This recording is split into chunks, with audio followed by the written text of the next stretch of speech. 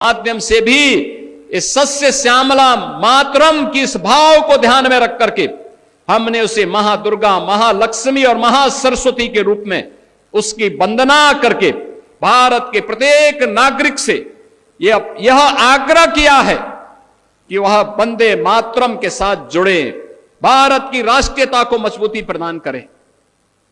याद करिए, जिस गीत को स्वयं स्वर दिया हो गुरुदेव रविंद्रनाथ टैगोर ने, उस गीत का विरोध किया जा रहा है। भारत का क्रांतिकारी जिस गीत को गा करके फांसी के फंदे पर चूमता था, उसका विरोध किया जा रहा है। भारत की एकता और अखंडता का प्रतीक जो गीत है, उसका विरोध किया जा रहा है। इस विरोध के लिए कोई जगह नहीं होनी चाहिए, हमारे यहां कोई जगह नहीं होनी चाहिए। और इसीलिए मैं आप सबसे अपील करूंगा, बहनों और भाइयों, कोई मत हो, कोई मजहब हो, कोई जाति हो, और राष्ट्र से बढ़ करके नहीं हो सकता है। याद रखना, हम सब के लिए राष्ट्र प्रथम होना चाहिए।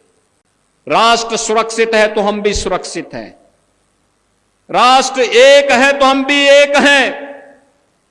राष्ट्रीय एकता के मार्ग में सबसे बड़ी बाधा यही है जो वंदे मातरम के मार्ग में बाधा है, यही बाधा है।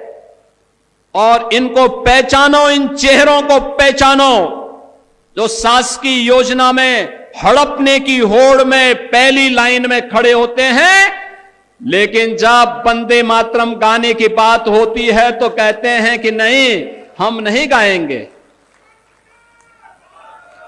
बहनों और भाइयों, मैं तो आप सबसे कहूंगा, हमें राष्ट्रीय एकता के मार्ग की इन बाधाओं को दूर करना होगा।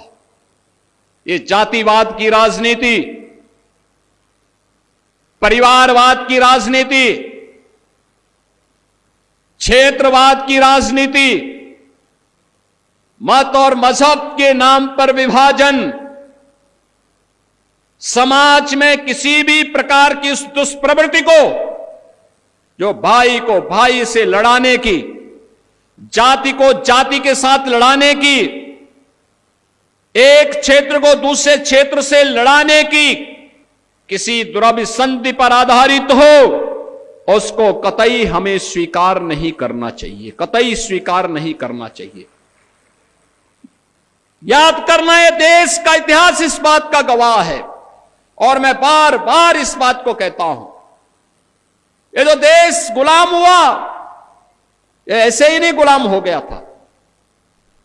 पहले इस देश में आकर के विदेशी ताकतों ने, विदेशी विधर्मियों ने इस देश में आकर के पहले हमें आपस में लड़ाने का काम किया था, जाति को जाति से लड़ाने का काम किया था, जातीय सेनाएं खड़ी की थी। ये जातीय सेनाएं ऐसे ही लड़ा करके पूरी ताकत को कमजोर कर दी, और बाद में फिर बीच में घुस करके एक पक्ष को अपने साथ जोड़ करके ये दिखाने का कार्य करती थी कि वह उनके हितैषी हैं, लेकिन वास्तव में हितैषी नहीं थे, वह तो देश पर काबिज करने के लिए आए थे। बहनों और भाइयों, इतिहास केवल पढ़ने की नहीं, आत्मावलोकन का एक अवसर भी हम सबको देता है। इतिहास की गलतियों का परिमार्जन जितनी जल्दी हो सके हमें करना चाहिए, और इतिहास के गौरवशाली क्षणों से प्रेरणा प्राप्त करके आगे के भविष्य को स्वच्छ और सुंदर बनाने में हमें योगदान देना चाहिए।